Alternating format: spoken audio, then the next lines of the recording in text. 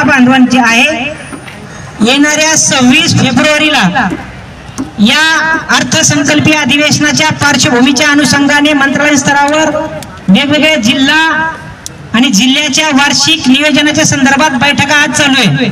या बैठकाच्या निमित्ताने तुमच्या विधानसभा क्षेत्र अथवा विधान परिषदेच्या क्षेत्रातले आमदार हे सगळे इथे येत असतात, बैठका करत असतात। यासाठी संख्या जर असेल तर येणाऱ्या त्या प्रत्येक व्यक्तीला सांगून आपण माननीय मंत्री महोदयाचं मत परिवर्तन करण्यास भाग पाडू असं मला वाटतं। त्यासाठी आपल्याला मैदानावर मोठ्या संख्येने येण्याची गरज आहे।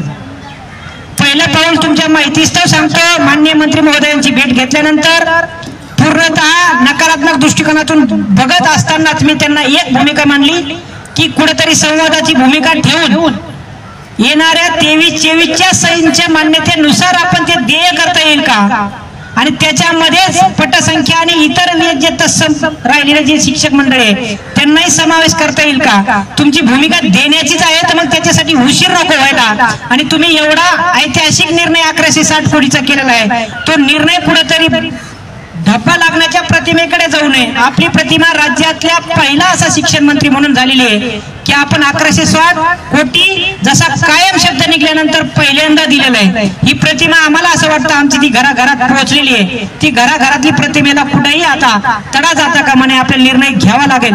एवढाच छोटासा संवाद फक्त माननीय मंत्री महोदयाशी झाला आणि त्यांनी एक सकारात्मक पाऊल असे दाखवले, ठीक आहे तुम्ही म्हणता तर आपण संवाद साधूया, परंतु तुम्हाला निश्चित 2 पावलं पाठीमागे पुढे येण्याची तुम्ही तयारी ठेवा। आम्ही सुद्धा ती भूमिका घेतली। खऱ्या अर्थानं सकारात्मक शिक्षण मंत्र्याला करणं हे तुमच्या या आंदोलनाचं पहिलं यश आहे। आणि इथून पुढे जर आणखी संख्या वाढली तर निश्चित तुम्हाला पुन्हा तुमच्या झोळीत भरभरून दान टाकण्याची भूमिका सुद्धा माननीय मंत्री महोदय आणि याच भूमिकेसाठी वारंवार पाठपुरावा करणारे महाराष्ट्र नवनिर्माण सेनेचे जे काही मनसे सैनिक असेल किंवा शेखर भोयर सारख्या अनेक सामाजिक संघटना असेल, शैक्षणिक क्षेत्रात पवित्र क्षेत्रात काम करणारे संघटनेचे अन्य पदाधिकारी असेल, हे सगळं मन लावून आपल्यासाठी काम करत असेल तर मला असं वाटतं यांच्या पाठीशी आपण या मैदानात जास्तीत जास्त संख्येने उपस्थित राहिलं पाहिजे। तुमची उपस्थिती हेच तुमच्या प्रश्नाचं उत्तर आहे, अन्यथा तुमच्या प्रश्नाचं उत्तर जे यापूर्वी बंद झालेल्या आंदोलनात एका कागदाने दिलं तसं पुन्हा त्या कागदात येऊ नये। कारण शिक्षक समन्वय संघाचं एक धोरण आहे, कागद घेतल्याशिवाय माघार नाही। पण कागद कोणता? मंत्रिमंडळाचा निर्णय झाल्यानंतर जो निर्गमित होणारा शासन निर्णय आणि ज्यामुळे पैसा मिळतो तो कागद अपेक्षित आपल्याला असतो। कुठेतरी कुणीतरी येतं कागद देतं, या कागदाला मला असं वाटतं शिक्षक समन्वय संघाचा हा पवित्र विचार मंच किंमत देत नाही, त्यापूर्वीही दिली नाही। परंतु धमक्याचं सत्र वापरून आमच्या मित्रांना घाबरवण्यात आलं। त्या धमकेदारांना माझं विनंती आहे, आम्ही शिक्षक आहोत, समाजातला प्रत्येक घटकाला जागा करून त्याला पेटवण्याचं काम सुद्धा शिक्षक ग्रामपंचायत स्तरापासून करतो आणि शिक्षकाला सहज कमी लेखता कामा नये। तुमच्या प्रश्नाचं उत्तर आणखी तुम्हाला सांगतो, या आझाद मैदानातली उपस्थिती आहे, जे 20% बांधव आहे, जे 60% घेत आहे घरी, जे 40% घेत आहे, त्या सगळ्यांना प्राथमिक माध्यमिक उच्च माध्यमिक आणि वर्ग तुकड्यावरील जे काही 63,339 बांधव आहेत या सर्वांनी मैदानावर येणं अपेक्षित आहे। मैदानात आल्याशिवाय तुमच्या प्रश्नाचं उत्तर मिळणार नाही तर या प्रश्नाला कुठे बंद करायचं हे त्यांचं ठरलेलं आहे।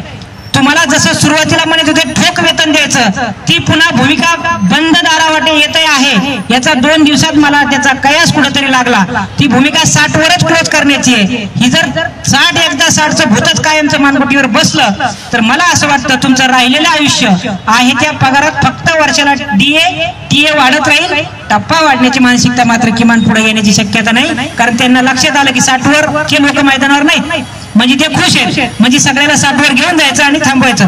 ही भूमिका मागच्या दाराने येते आहे, एवढं तुमच्या समोर एक महत्वाचा धोका या मंचावरून मी व्यक्त करतो। आणि आपल्या मागण्याला आपलाच उत्स्फूर्त प्रतिसाद पाठिंबा या मैदानात जेवढ्या जास्त संख्येने येईल त्याचं उत्तर तुम्हीच आहात। यासाठी मोठ्या संख्येने आपण याल, या ठिकाणी मी थांबतो आणि आपण या आजच्या विचार मंचाची सांगता राष्ट्रगीताने करू असं मला वाटतं। जय हिंद।